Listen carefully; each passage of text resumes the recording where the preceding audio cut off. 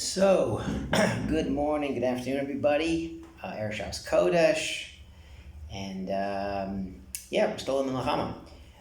My older son was literally in Gaza with engineering. He's back in a base away from the front lines, front area, which is great. Unfortunately, that means another unit of Hamas Velcro, the engineers, is taking his space, so it's a little happy, but nervous for other people. And the other son, Moshe, is in Eilat. Not as not as busy, I guess, but Baruch Hashem, doing okay, trying to keep our spirits up. The mefaked, the leader, the officer of the group says everyone's fine, everyone's doing great, everyone's performing their job, and so we have to do our job. We got to say Tehillim, we got to learn Torah, try to spread the Torah, every little bit of Torah. Should be shmirah for people, not just in Eretz Yisrael, but the soldiers and the hostages, but also in all over the world. We need a shmirah, especially these times. Just a few minutes ago, I actually sent a video of one of the MKs, one of the Knesset leaders from Likud, spoke about this mother who, maybe you've seen the videos around, that whose daughter was kidnapped and taken hostage, and she did his brachas in parshas Chala, and she's crying how much, as she's saying the bracha, how much she's crying, and this passion, and this MK was, and then the girl was returned, which was they got her back, and this MK was saying how much chizuk she got from this mother, who literally in the time that her daughter was taken hostage, she was still able to muster up this koach and the strength to show this the mitzvah and do this mitzvah of Avas Hashem, Nafrashas Chala. And this woman, the MK said how powerful it was.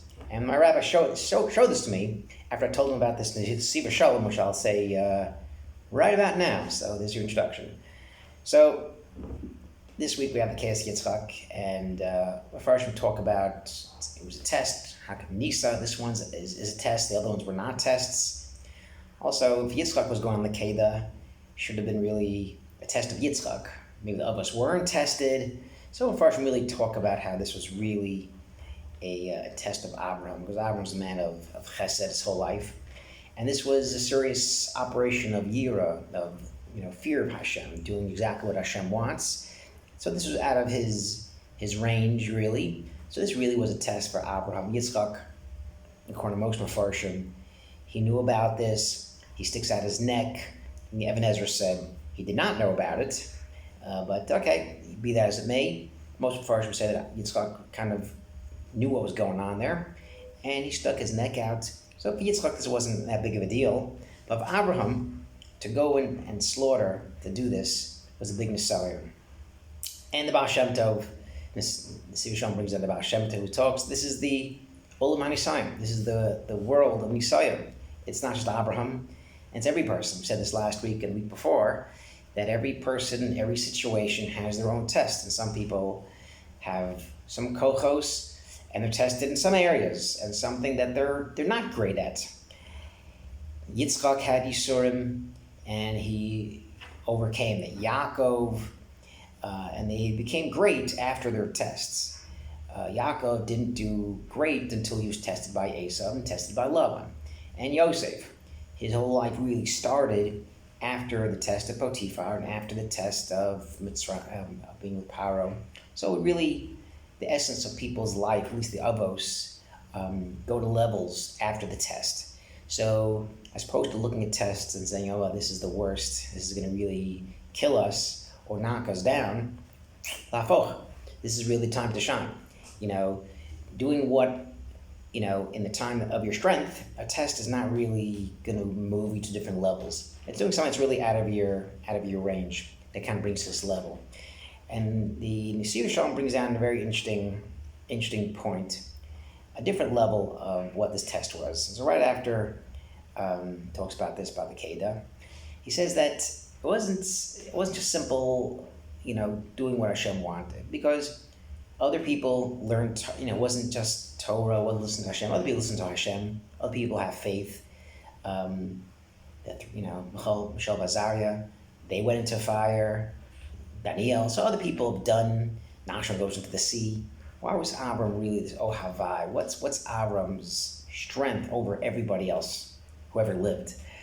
And the point Siva Shalom says is that this was a stira.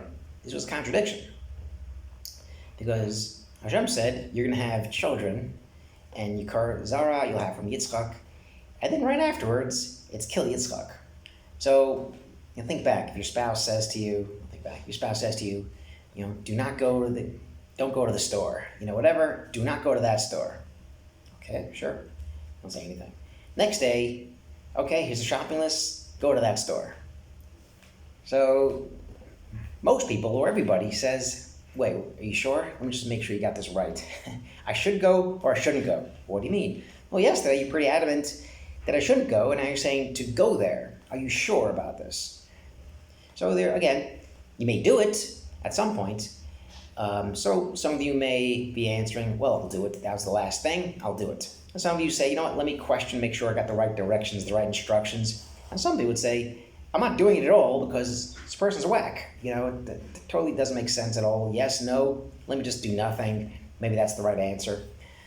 And Avram not just does what Hashem wants, but at the risk of killing his own son, he's going to believe Hashem in the stira. So in the stira, where there's a contradiction in the words of Hashem, wasn't just going to the store, and Avram didn't question. Not only did Avram not question it, but he does ba'ahava. So stiras devarim, a contradiction of directions of high stakes. Not going to the store, not putting on an orange shirt, or don't wear an orange shirt, but your son's going to live, your children forever. Bring your son as a carbon. Whoa, that's a big contradiction. And Avram, not a word. Avram gets up in the morning early to prepare. No questions, no complaints. Doing this ba'ava, doing it b'simcha. And this is, according to Seir Shalom, that's the test. And more than that, it's not even a direct commandment or a test. It's kachna, please do it. Not you should do it or you have to do it. If you don't do it, there'll be punishment. Kachna, we want to, the Medrash says, the Gemara says that they were testing Abraham. Abraham's great, but would he really do this? Would he really follow Hashem in this way? And Hashem is saying, Kachna, to Abraham, let me prove the Malachim wrong. Let me see if you can really do it. Kachna. And Abraham doesn't say, well, just a favor to kill my own son. You know what? I'll do the next one. I'll do another favor to prove myself. But no, you don't see this. And this is really that video that I put on the chat, is what this woman is. You'd think daughter is kidnapped. A couple of weeks in, the last thing you'd want to do is a mitzvah. And if you have to do a mitzvah, you're questioning it. You're questioning God. You're questioning the purpose of this all. Why did this happen to me, to my daughter? What's taking place here? And for this woman to show this emotion and to not just accept Hashem runs the world, which again is at one level, but ba'ahava, is something you don't see. I've been to funerals where, someone's spouse dies or a child dies, and the person says, this is what Hashem wants, I accept it. So that's a level of believing everything's from Hashem, and that's something. But to be happy about it, and to be b'simcha when tragedy happens, where instead of questioning your motives and what did you really do this for? Was it really smart to make Aliyah? Was it really smart to send the kid to the school? Now he has to go to the army and something may happen. So instead of questioning these things and being resentful and doubting yourself, doubting the choices you made for Hashem, is accepting ba'ava. This is what Hashem wants. This is my nisayon. This is what I have to come to that next level. And I accept it. The good things, great from Hashem. The bad things, also, because it's going to compel me to a next level. And I hope we kind of take this lesson and not just, talking about soldiers and Israel, but our own life. Whatever things are great, Hashem, thank God. Things are going south. This sucks. Life is horrible. But it's all from Hashem. And we're not testing the good stuff. If you're I don't know, really a strong guy, and you go to the airport and you're helping someone with their suitcase, look at me, I did a test. No, you're a strong dude. Going against your teva, going against something that you're not in a strong area, that's your test. I was thinking, here at Stroll, so I work late hours, the U.S. hours, so I get to spend time in Stroll, I get to learn before davening, after davening, fantastic. And I go to America, it's difficult to put in the same kochos because, again, morning I got to work, at night I'm just freaking tired, so it's difficult. And wow, 3 hours Israel, half hour here, 40 minutes here, an hour here in America. And the point is there's no nisayon.